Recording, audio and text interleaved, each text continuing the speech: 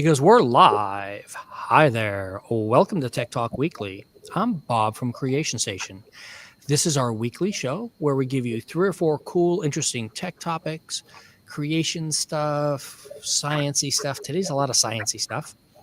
And get you on your way in about 20 minutes. Creation Station at Broward.org comes right to me. If you've got a story or feedback for us, today I have Miss Fedora from the South Regional Creation Station. How are you doing? I'm good. How are you, Bob? Life is great. So Fedora is one of our summer workers. If you've been following us for the last few seasons, every summer we try and feature all these really cool, fun teens that come and work in the library over the summer. This is your first year, right, Fedora? Yes, it is. Yeah. What grade are you? 12th grade. Oh, so this is your only chance. Your one-time thing. So what kind of stuff are you doing there at the library? I'm organizing books. I'm putting like new information on stuff, I'd say, like taping. Cool. I don't know how to really say it right now because I'm a bit nervous, but I've been doing a lot. What do you like about what you're doing there? I love learning about the different types of information there. I love seeing the new events, seeing how much the community is involved, because I did not know this much people went to a library, if I'm being honest. Yeah. So, it's and over there at South Regional, not only do you have the regular public coming in, you've got all the college students coming in. Yeah. And have you seen like all the kids that show up for story time? No, not yet, but I've heard about it for sure. Let me know how you think about that after you get your first story time under your belt. You're going to have fun with that. So we've got some good stories. I do have one bit of listener feedback. And these are in the show notes for everybody. If you were watching last week, we talked about in Germany, the music festival has banned people from wearing their fitness trackers to the festival. And I mused about whether you could actually pause on certain ones. And somebody did write in to say that they did not even know they could pause their iPhone, the Apple Watch. And so she went to go look for it because of the show and said that, yes, you can go into it, scroll down to workouts, and there's a chance to auto pause and or set it to pause until you turn it back on. So if you're an iOS user, you can do that on your thing. You don't have to take it off. You can just pause it there. Just in case you're going into a mosh pit anytime soon with your Apple Watch. Do you dance that hard, Fedora, that you're going to set off your Apple Watch? Yeah. Sometimes, only in my room. That's it. Oh, that is awesome. There you go. See, this is why we like this stuff. So our first story today is twofold. One, there was a SpaceX launch to the space station that is great, and that has a twofold thing. The Axiom Space Mission 4, AX4, launched and is successful, and that is taking astronauts up to the space station to do work.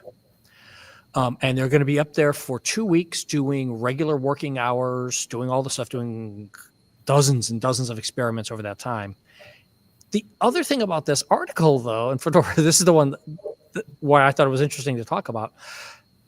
There's still a leak on the space station, and they don't know where it is. Yeah, it hasn't stopped at all. So they're going to still be looking for the problem. Yeah, and it's kind of important to have air when you're in space to be able to breathe, kind of a thing. And one of the interesting things that when in reading this and reading up on the other pieces, is that the leak, there are detectors, obviously, and warnings, just like a fire alarm or smoke detector here on Earth.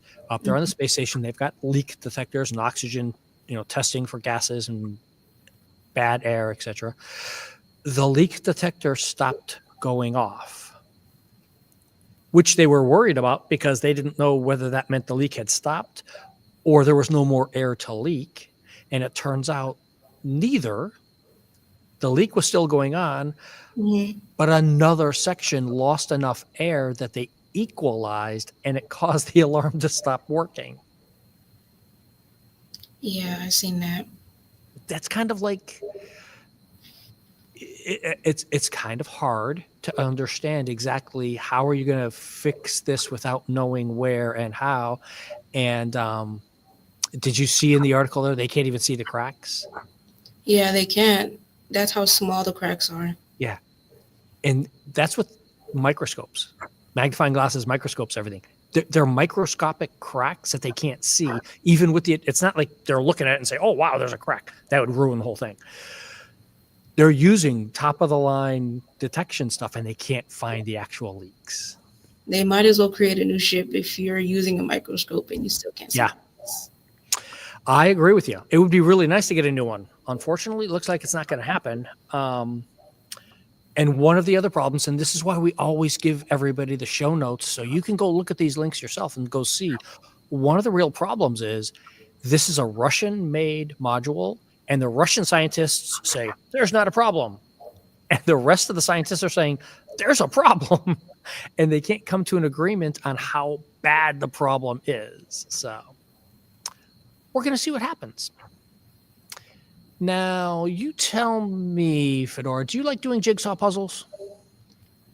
Somewhat, I'd say.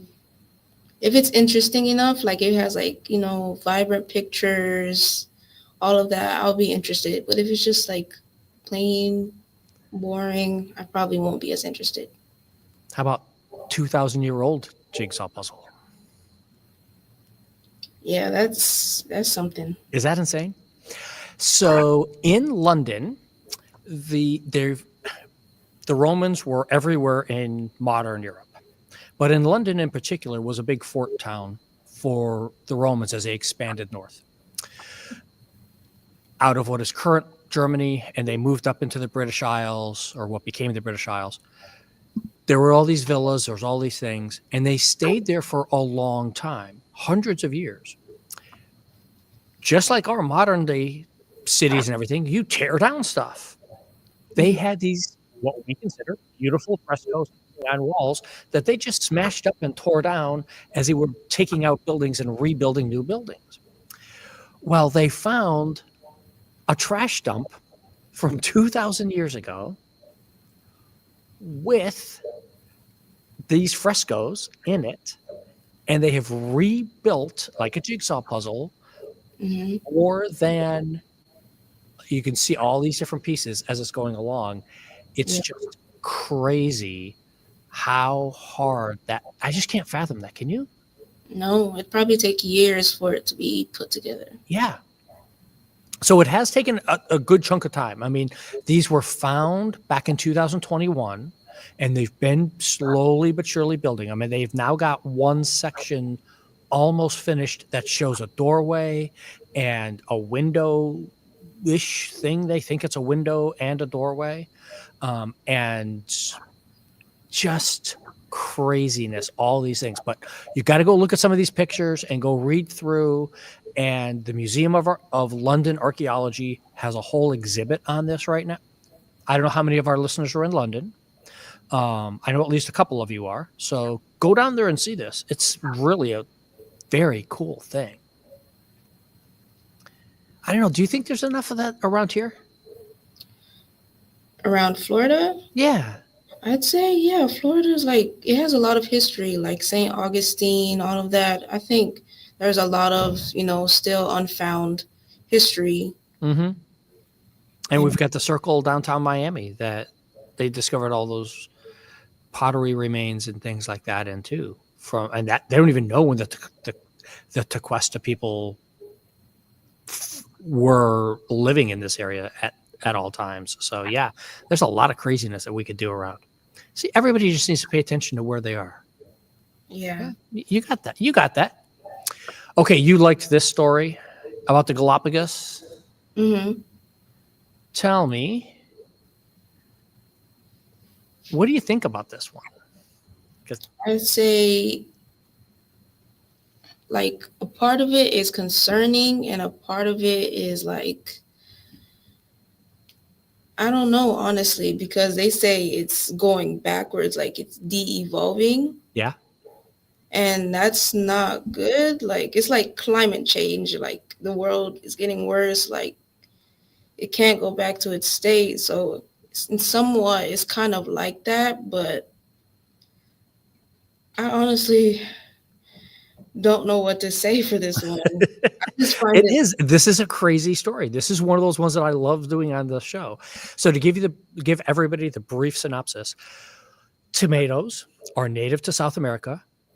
They come from the same family as nightshade and eggplant and things like that. They evolved out. The Incas and then others after them grew tomatoes and basically genetically modified them by breeding and such to come into the kind of tomato you think of now that is in the grocery store, in your jar of tomato sauce, etc. You can make your own tomato sauce. However, in the Galapagos Islands, where tomatoes still grow, as you said, climate change is changing the areas around them, and they are losing traits that they already had evolved to. And part of the story is, one, what's happening and why are they de-evolving? And number two, does de-evolution happen? Or is, because you can't like rewind time in a way. Yeah, so what's your best guess as just a normal person who's curious? Do you think that it's that losing these genes and these genes changing in the tomatoes, do you think that that's de-evolving, or is that evolving to a different type again after it's been through one growth evolution type thing that humans forced upon it, and now it's kind of going back to another? See, I just used the word back. See, isn't it hard to talk about it like that? Yeah. What direction do you think it's happening in? Honestly, now hearing the other option you gave, it could be a possibility that, maybe the tomatoes got tired of breeding with one another and, they're just trying to go back to their original state, because that's what things are going, like how things are going in the world. Like they're tired of one thing and then they're going back to that old thing that they were used to. Yep. And that's the thing. So here's a picture of regular tomatoes as they're growing, and then here's the picture of the de-evolving, or however we're going to be unevolved, whatever. And like you said, it's not, now neither of us are saying tomatoes are smart and they're choosing this. It's plants choose things that make them fit into their environment easier, because as a plant, you want to use as less energy as possible. By doing this, it uses less energy. You can produce more of your plant, more flowers, more tomatoes, etc. The less energy you use, the better off you are. And that's how evolution works, which is why it might be evolving to a different type of thing or not. Who knows? We have another cool animal story, though, out there, because everybody loves animals. Killer whales are using tools. Now, this is not using tools to sink yachts yet. But killer whales have now been observed. Let's see if I can get the video to play on here without the craziness. Yes. Come on, go. Are you going to go for me? No, it's not going to. It's not going to go for me. Okay. So what happened is they caught on video using drones, because this is how modern science works a lot, is you can go out there and capture a lot of this stuff that way. With drones flying over the ocean, they captured whales biting off kelp, going into the kelp forests, biting off and taking out strands of kelp, and then swimming it back up towards the surface, and other killer whales swimming against the kelp that one whale is holding up, and then another whale swims on by to scrape their skin off. So it scrapes any little barnacles and mold and everything off of their skin for them, kind of just like a cat scratching against the post in a way, as you're just rubbing along, or humans using a towel to clean off our backs. Yeah. Isn't that cool? Yes, it is. It just goes to show like how smarter animals may like I don't know how to say it, but Yeah, it's no, that's exactly what you're saying, right? No, you got it. Yeah. how some humans might undermine animals and think they're not smart, but animals may be smarter than they think. Yeah. 100%. And remember, killer whales, orcas, is the more correct word, I suppose. They're just extra large dolphins. They're in the dolphin family. They're the largest versions of dolphins, and everybody kind of thinks of dolphins as being smart.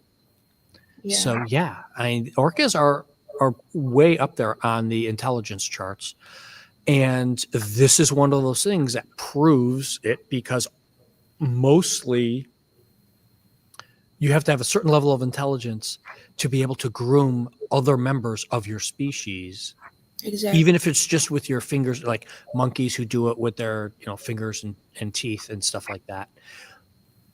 The closest, when you're doing like a mother cat is giving kittens a bath, but they stop that after they're young. They typically don't continue to do that.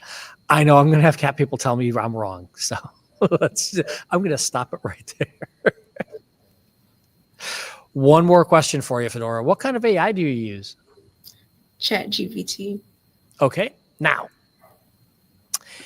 if you had a set of movies Hmm. that's only made by AI, do you think that counts as a movie? Honestly, I wouldn't say so. Well, movies they can be made by whoever, like whether they have a director or Mm-hmm. not, producer, all of that. So I'd say it's still a movie, even though it's not humans making the movie, but it still should be regarded as that. Okay. Because there was part of how this all evolves is, like you said, using ChatGPT. So if you give ChatGPT the prompt of here, tell me a story about X, about whatever it is, and it spits out several paragraphs of a story for you, obviously it's not really writing anything. It's not an author, and you can't copyright it, and you can't do any of that. So this is the first time that somebody put together a film festival the opposite way. There's been several film festivals over the last year and a half that Mhm. have excluded any AI work. Several painting things that have and photography contests that have excluded any AI work. So the founders of this festival, Runway is the company that hosted it, and obviously they are a company that makes all the models and all the stuff, all the generative models for people to use to make video. They created a film festival of only AI films.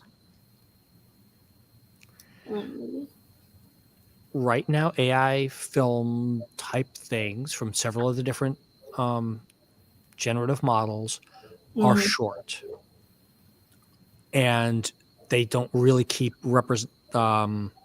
continuity is a better way of saying it. They do not keep continuity from clip to clip very well, if Yeah, at all. But we've crossed that line now. it's becoming more advanced. Yeah. It's just so there's it again. We've got these things in the show notes for everybody, so you can go there and click. I'm not going to click on these little movie snippets here, but you can go do that. And most of these are all up on YouTube now for you to go research and go take a look and see how well you actually think some of this stuff is. Do you care, Fedora, if it's human made or AI made? If you're going to go to the movies? I'd say somewhat, yeah, because a AI cannot really, put that emotion and creativity that a human can do. Like you can give it all the prompts you want, but it can't recreate that passion, that emotion that most people can do. Yeah. So yeah, yeah, it matters. See, that's the one of the discussions I'm involved on with a small publisher about whether AI art should be allowed in their works or not. The publisher is saying no, and the people who want to work with them for them are saying, no, wait, I've got to use this. So there's a lot of these things are going through a lot of stressors right now. Mm-hmm. Going to be hard. Very. You're going to come back in a couple of years, Fedora, and you're going to school us on exactly what we're supposed to be doing on this. Hopefully. Well, yeah, you will. I got a feeling for that. Thank you for being here. I hope it's a good summer out there for you at South Regional Library. Let's throw up our final slide here. If there is a news story you want to comment on, reach out, creationstation@broward.org, and we'll try to get that on the air for you. We'll see everybody next week. Have a great weekend.